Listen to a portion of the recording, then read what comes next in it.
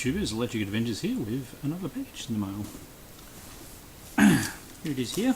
It actually doesn't weigh a lot, but it is from Europe and it's wrapped very well, so we're full of packing peanuts and a few things, so I'll just put it to all.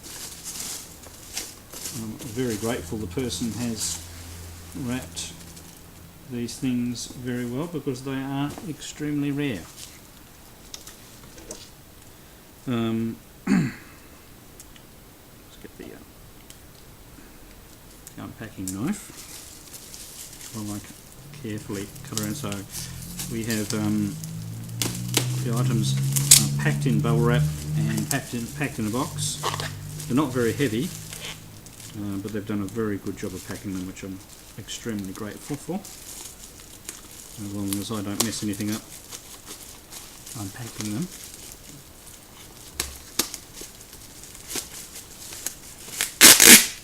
Now these are the first set items of these type that I have seen for sale anywhere for a very long time. Now this package is, the person I bought these off did indicate that he had some defective ones. It says, defect, used for your project. Which will become clear in a little bit. And what we have, and I mean for defective ones, the packaging is just phenomenally good. We have Frantic Freddy for the Spectravideo SV-318. And you never know, because I do have an EEPROM burner, might be able to get the EEPROMs, I may actually be able to repair these. So this is something you don't get to see very often. Sorry, I didn't really show. So the back, there's no pictures on the back or anything like that. It shows the generic 318 down there, and where you put the cartridge. Very carefully open this because the box is in just such good condition. And here we have an actual Spectravideo cartridge, something I haven't seen for a very long time. I actually forgot that Frantic Freddy was another cartridge title. There really weren't very many. And I've pretty much determined that's the same as an Atari 8-bit cartridge. Now, unfortunately, to get this open might require some label intrusion, so we'll have to wait and see. So that one apparently doesn't work, but you know, to get that and the box in such good condition, even the box will look good up on the shelf. And one that I've never heard of or seen before, so I've been seen a screenshot. So Flipper Slipper. Maybe it's a pinball game.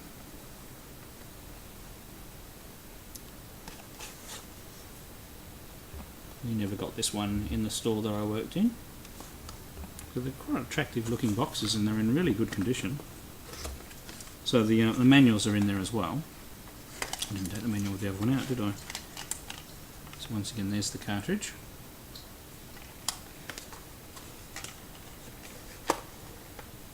Let's see if I can get the instructions out without too much hassle. And here's the Spectravideo instructions. The Spectravideo stuff always used to come hole punched. Well, there's obviously something in there.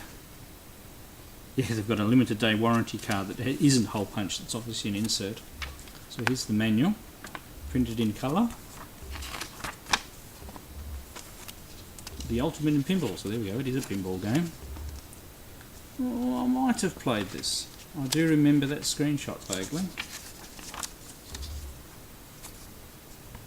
It's all very colourful and clear and concise. Spectravideo always used to have such excellent documentation. All of their machines came with, I mean, other than, yeah, that virtually falls out that warranty card. Other than their, you know, the original machines. The basic listings had a few typos in them, so if you couldn't figure out how to fix those, that was always a bit of a problem. But other than that, they always had very good instructions. But that's for extras. They are fantastic extras considering how rare these items are. Right, so on to the working ones.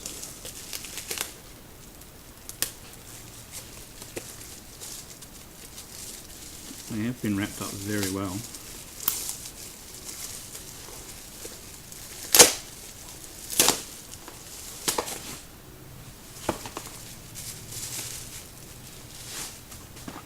So the next one, and it's in pretty good condition, is Super Cross Force. So this game also came out for the Coleco. I'm not really sure whether there was an Atari version as well, or maybe an Intellivision version. I know Spectravideo brought out the titles for a couple of different systems. I do actually have a loose cartridge of Super Cross Force for the ColecoVision, but no matter how much I clean it, it always comes up corrupted. It sort of plays, but so there's the cartridge. So this one's supposed to be working, so we'll be able to have a demo and a play of that one. And instructions. There we go. A nice colourful instruction manual. It's actually not as, doesn't feel as thick as the Frantic 41. This is actually quite an interesting game. It's got lots of options. Obviously made it at the same time as the Spectron and Armoured Assault, because it uses very similar colour combinations. So we'll be having a go and play that. I won't muck around try and put the instructions away properly. Move on to the next one. Now the next one, I can't specifically remember ever seeing, but it could be wrong, like the Pepper Slipper one. The box isn't in quite as good a condition, but it's still right. Music Mentor. Slightly less instructions on the back.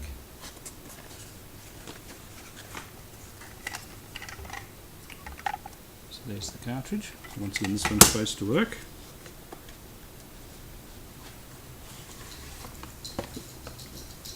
There's the manual. This one's a little bit thicker. Same colour theme. Talking about music, so we've got pretty much a keyboard on the screen. It allows us to play and create music using the Spectravideo's Yamaha sound chip. And I take it record on tape or disc if you've got those attached. So it's just such a good thing to get original software for the Spectravideo. I mean, I do have a few tapes for the Spectravideo, but quite a lot of the stuff that was brought out was actually written in BASIC and not machine code by itself. So, you know, cartridge ones obviously are going to be a lot better quality games. There's one more. Now, I'm sure I've seen this one. And this is a later one. If you notice, the earlier ones have designated the machines SV-318 and 328. They are basically what designates the Mark I, or first release for the system, whereas this one, it's a word processing program called Just Right Junior. So it's for the Spectravideo SV-318 and 328, so it was brought out later, and it's when Bonniwell took over the Spectravideo distribution. So they were the actual manufacturing partner in Hong Kong. So there we go, it says down the bottom they're made in Hong Kong. And this is the style of the stuff, of the booklets and things that came out for the Spectravideo Express, and which is the 738 and the 728, which are the two MSX models. So we have a cartridge. We've got top bills. And a manual. Definitely been, so this one was probably just a lot more text orientated. It does have pictures and symbols, but we've lost the colour inside, of course. Well, it's a word processor. And I can actually remember using this program to write some magazine articles. So it's so I must have had it on something. Maybe it was available on disc. I just don't remember. I remember this box, or maybe I just used the one that was in the shop. once again I'll put the instructions away properly where I won't bend them. So 3 working ones, 2 non-working ones, and there's no reason to believe with a bit of hairdryer and things, take the labels off, I might be able to open up those other 2 and get them working, even by reburning some ROMs and putting them on the cartridges. And besides that, the boxes are in mint as condition. So let's go and play with the ones that we have. Right, here we go with the Spectravideo's Super Cross Force on an original Spectravideo. Cartridge game. I've never actually owned a cartridge game for this, although I have played this game and some of the others in the shop that I used to work for.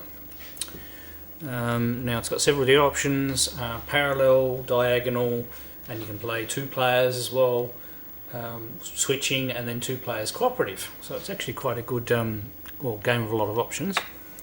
Let's start the first one.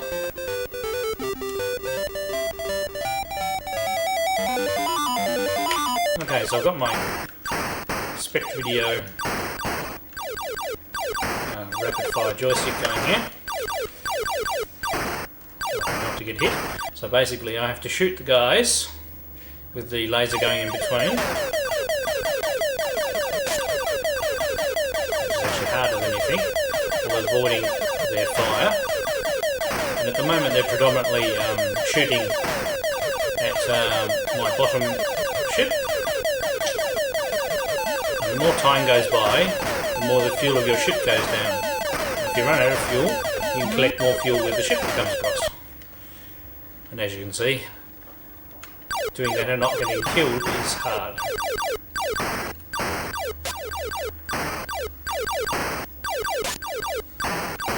Now I would hazard a guess that this game was programmed by the same person who did the Spectrum game, because it's using a lot of very similar graphics.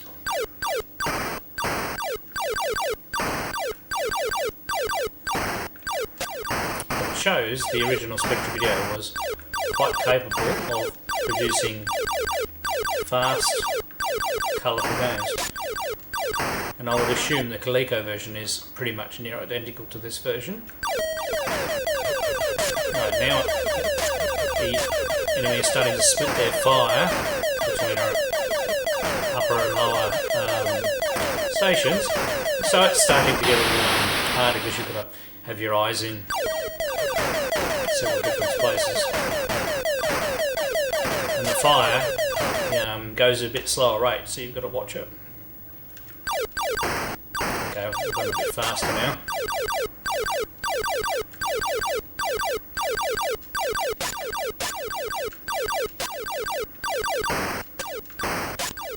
Whoops. That one.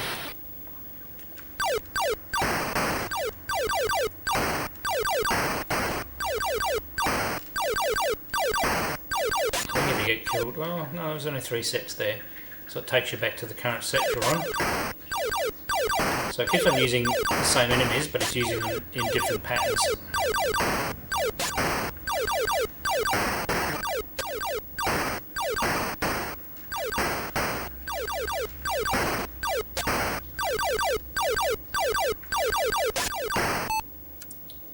Level 8, let's see what happens. 2 guys. Fire. You can get yourself pinned in the corner. Last life.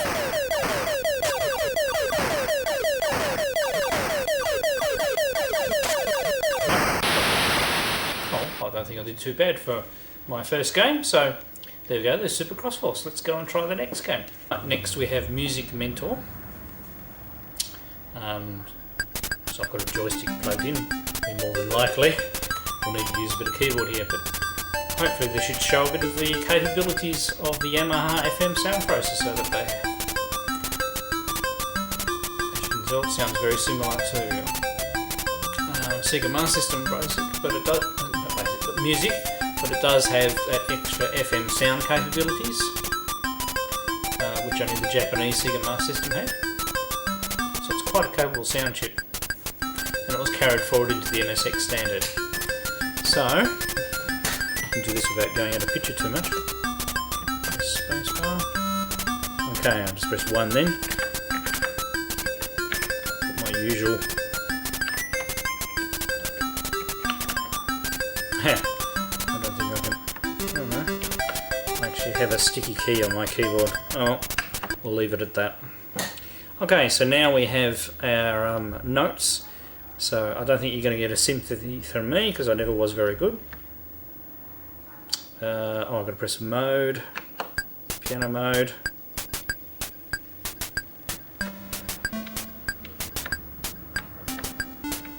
Yeah, looks like I need to clean the keyboard on my machine again. C key's not working.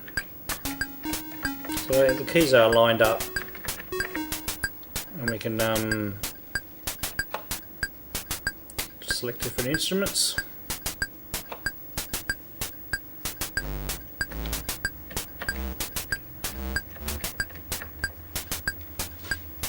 Select a different octave.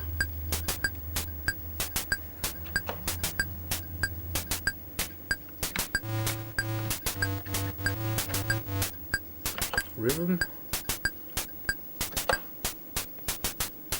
So that's our background rhythm there.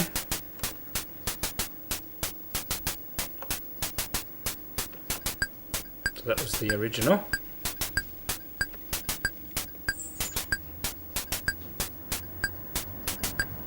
All step, disco. You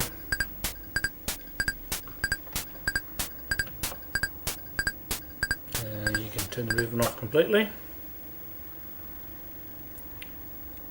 Now sounds quiet. I'll put March back on again.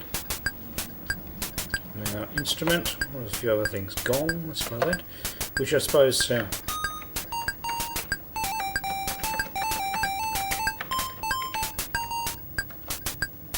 it down to level 1. So it's really just a music creation program, and it illustrates that I need to clean the keyboard on my Spectravideo. I'm using the 328 at the moment. The 318 works, but the video tends to go discoloured when you turn it on for a couple of minutes, so it looks like I've got some capacitor checking to go. Alright, let's try the word processor one.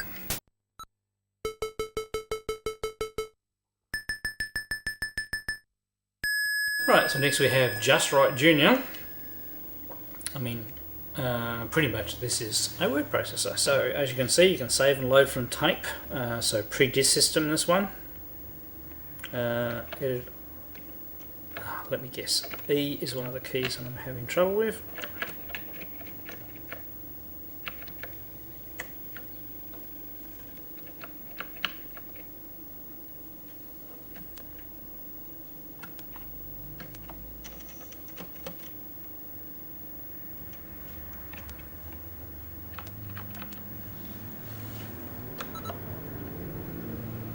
Yeah, got out of that. Sorry about that. Yeah, looks like I'm going to have to take my Spectravideo apart. I did have this, it's been in storage for a long time, so I reckon we've got a little bit of corrosion on the pads. I did have a lot of trouble getting the E key working before. So it looks like some good, but basically it's a word processor, full screen. You can move around the cursor, edit things, insert things and things like that. And for 1984, it wasn't too bad. Alright, I will try the ones listed as non-working, but that's probably the last one for this video. Thank you very much for watching. It's very exciting for me to get these old titles in my collection, and even just the boxes from the non-working one, because I could never afford to buy the cartridge titles for my original Spectravideo back in the day. And there's some good games there, and the Frantic Freddy one that doesn't work, that was actually quite a good game. I can remember playing that one, but never got to own those. So really only had the tape games that I took home with the machine. Didn't get much software. There is another tape one called Turboat, which I'll try and drag out at some stage and do a demo of. It was actually a title where they brought out only for the 328, so it was a tape-based game, so of course it used more memory. Cartridges ones being too expensive for them to make, and that was quite a good game. But I'll try and find a copy of that, and we'll have a demo of that another time. But thank you for all my subscribers, thank you for watching, and I'll catch you all next time.